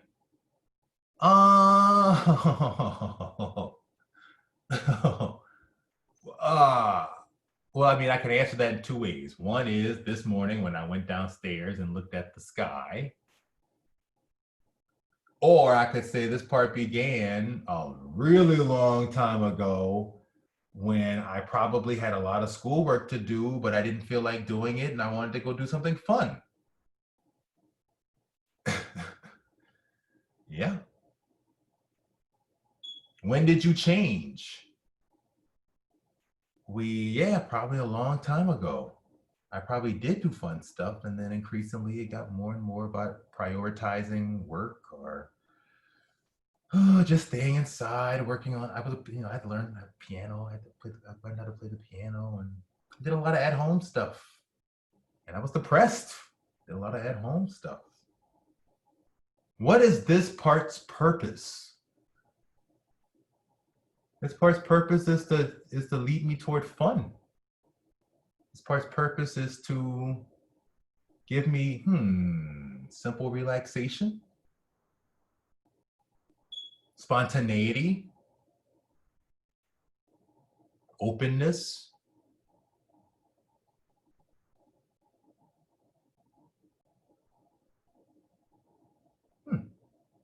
Maybe, actually it's that part that's been there all along as a little kid before I even heard of the concept of work.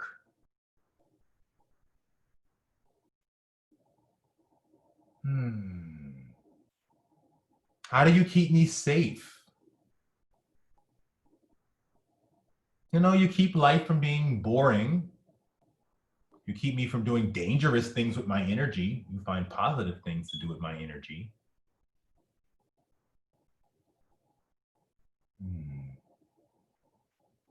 What do you need to be happy? Well, I mean, shit, I need you to listen. I need you to listen to me, actually do the things I say, even if they take a lot of energy or excess energy or take you away from your work plans or you don't get as much work accomplished today. You could have gone to the beach. You moved to the Santa Cruz so you could go to the beach regularly.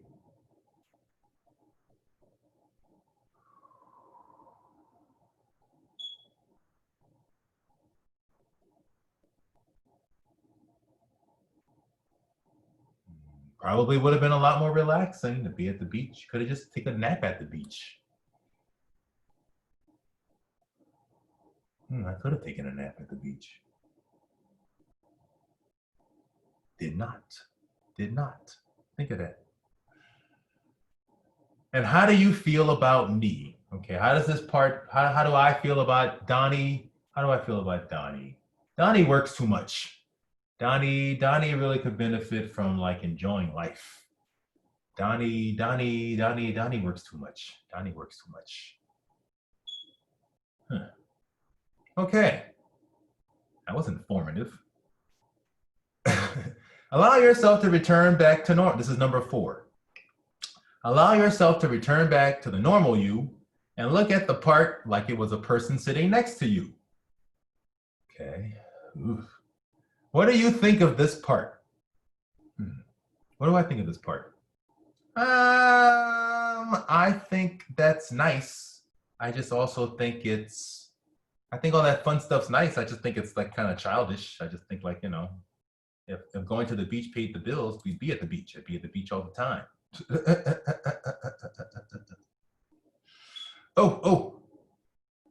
Thank you, Quentin. It was refreshing. I have to end early. Thank you. This is all going to be a recording, so feel free to look at it on YouTube if you're interested.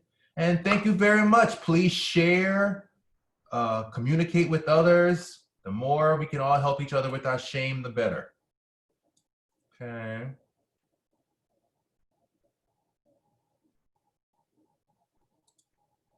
Okay, what do I think of this part? Yeah, it's kind of childish. Beach don't pay the bills. How are they different than what you perceived before? Now that's, ooh. Before I thought this was just sort of a little nagging voice that I keep saying I should listen to, but I don't. But now I'm realizing it's really a child. It's really a child's voice. Real innocent little child's voice that just wants to have fun. That's what it really is. It really is my inner child, like as if I was holding a little kid's hand. I really hear it. Less scary, younger, much younger than I thought it would be. What did I learn about myself? I gotta be a way better parent. I gotta be a way better parent. I gotta be a way better parent. That's what me being at work all the time, and it's the same thing my dad did to me.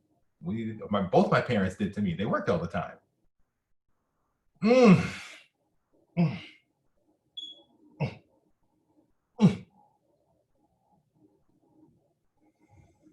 That's what I learn about myself. That's what I'm learning. That's what I'm learning. Okay, number 5. Whew. Now find the opposite part. Often our parts come with a recognition that there is an opposite part.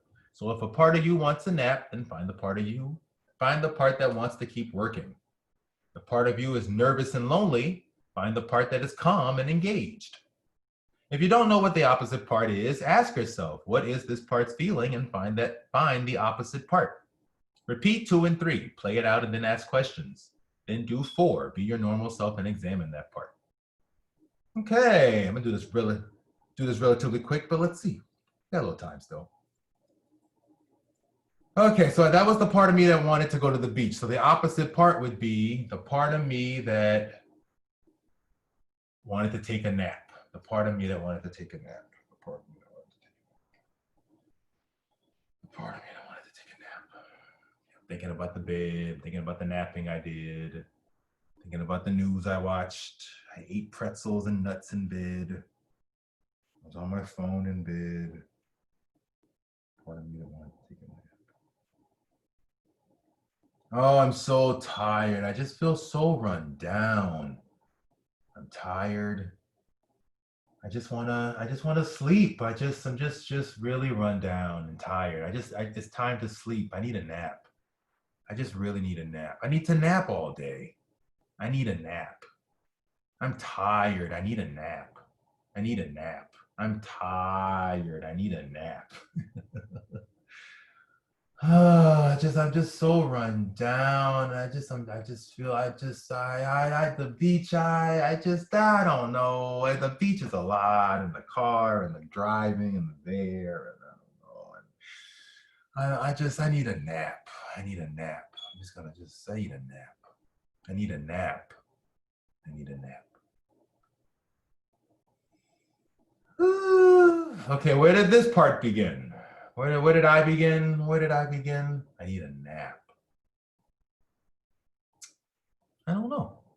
I feel like in school, maybe at some point I needed a nap and couldn't sleep. I don't know. I need a nap. I need a nap. I definitely could say college. I remember this part definitely in college. I need a nap. I remember once in a math class, I'm having a math class memory. I need a nap. I need a nap.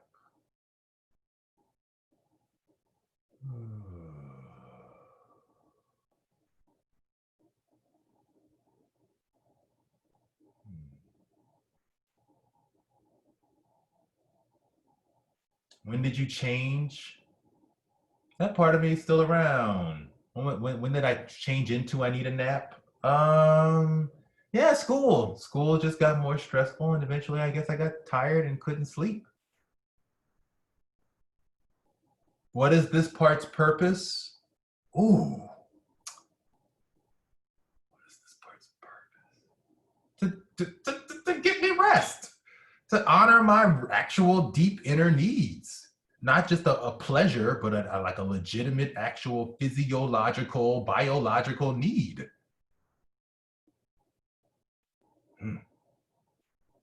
How do you keep me safe? Yeah, I mean, without sleep, I mean, Lord, everything falls apart. What do you need to be happy? You need sleep. You need to be restored. You need to have adequate amounts of rest whenever you need it. That's what I needed. That's what I need a nap needs. You know, I do all this work and all this healing stuff, and it takes rest. Rest is healing. Rest is healing.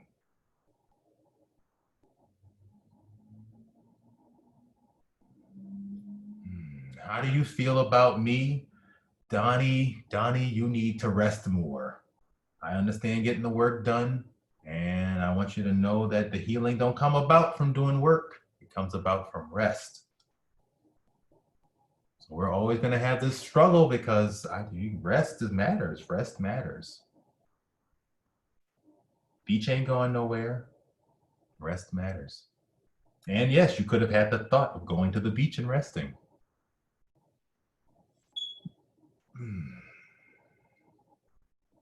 Wow, it's funny. I almost feel like that first part of me is like a little kid, but this part of me feels more like a mom. Feels more like a mom part. Okay, what do I think of this part? This part's kind of like a mom part. How are they different than what I perceived before? Before, I thought they were just tired. I thought they were just tired and dragging and like just dragging, like annoying and dragging. Like get it together. But now I'm realizing it's more of like a mom part. More scary or less scary. Younger or older, older. Older. An older part. What did I learn about myself? What did I learn about myself? Well, what I'm learning right now is these two parts are not in conflict. They're not in conflict. They're just different parts of me that both I need to listen to.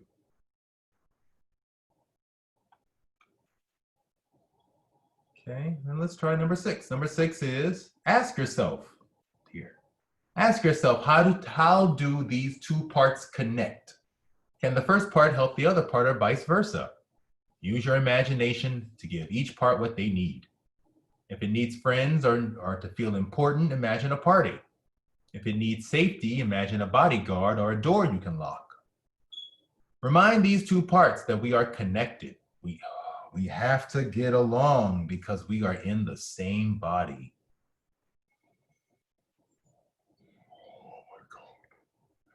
Notice if anything changes within you. This exercise can be very intense. Practice really good self-care.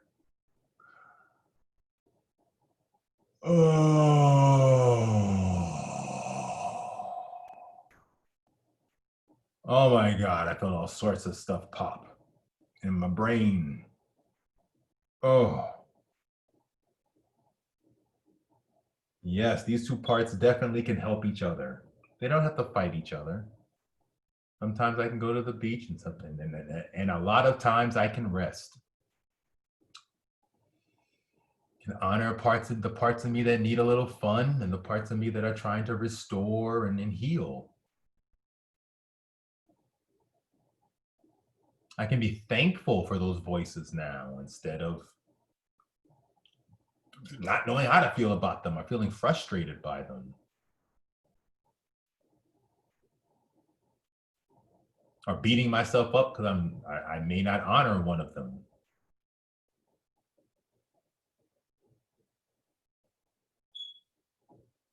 I might honor the other voice a lot more now that I've done this exercise. Balance. Maybe more balance will come out of this.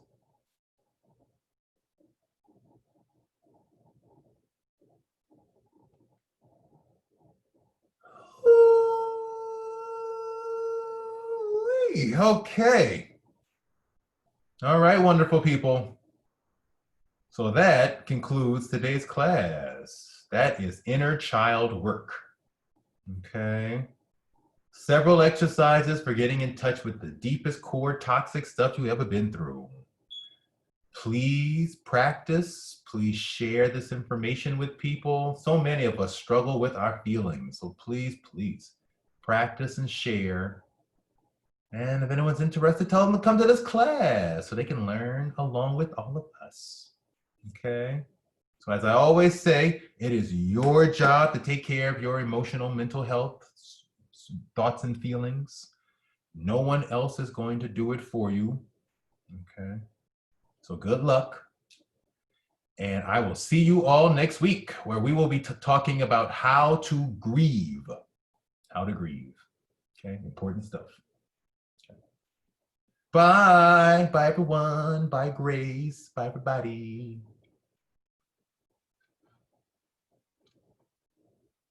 Enjoy your dinners, your times at the beach.